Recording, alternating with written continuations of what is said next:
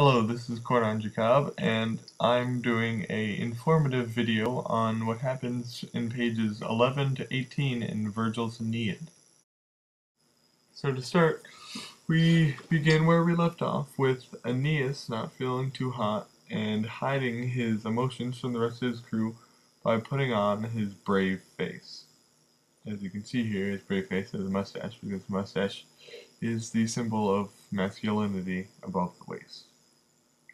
So there's three groups of people: the people who were stuck scooping up the innards, the people who were actually cutting the meat, and then they decided to put it on shish kebabs, and thus that invented the kebab, invented by Kebabicus. Then there's the third group of people who were organizing the pots and pans on the beach. Obviously, they all probably had OCD.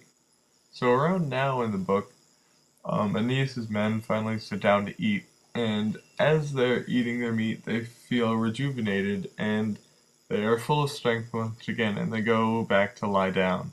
This could be because they were reclining at the time, but they did enjoy finally having meat and wine in their stomachs.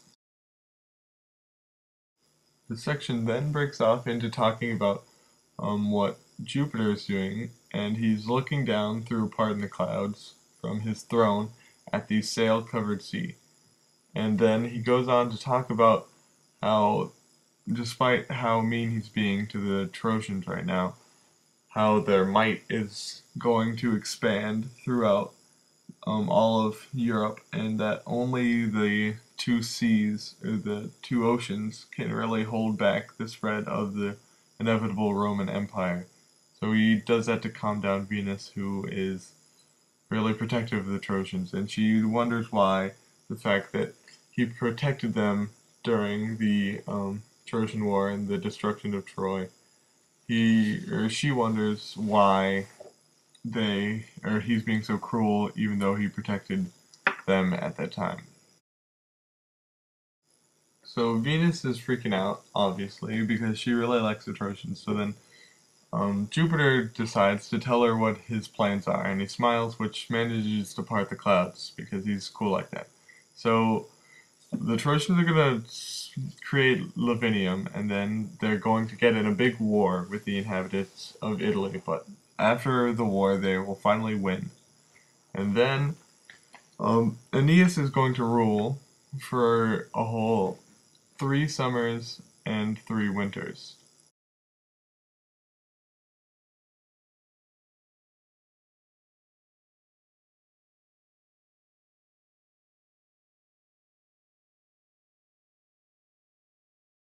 So after those 3 summers and winters, I assume that Aeneas is probably going to die, or something like that. So then they move to Alba Longa, and then for 300 years they rule there.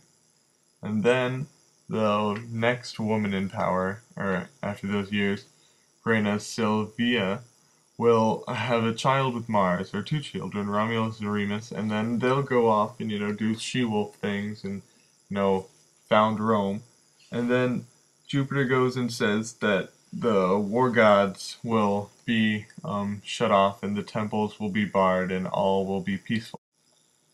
So then Jupiter decides to send Mercury down to Carthage to tell the people who were normally hostile to let the Trojans in, because he's decided they've been getting their butt kicked too much.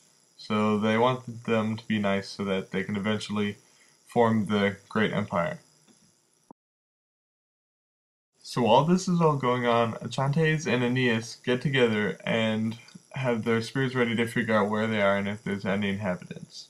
While there, he finds his mom, who is disguised as a woman from Tyre, and she goes and says that they're on Dido's turf, they're in Carthaginian land, and because Aeneas has main character powers, he manages to see through the disguise of his mom and realizes that she is immortal.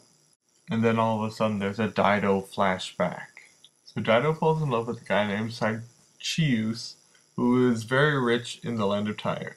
But her brother, Pygmalion, is a warmongering jerk and decides that he's going to kill his sister's husband. and because he doesn't bury the body, a ghost comes and informs her of her brother's evil deeds, and then she gets a bunch of people to leave Tyre and form their own nation in Carthage.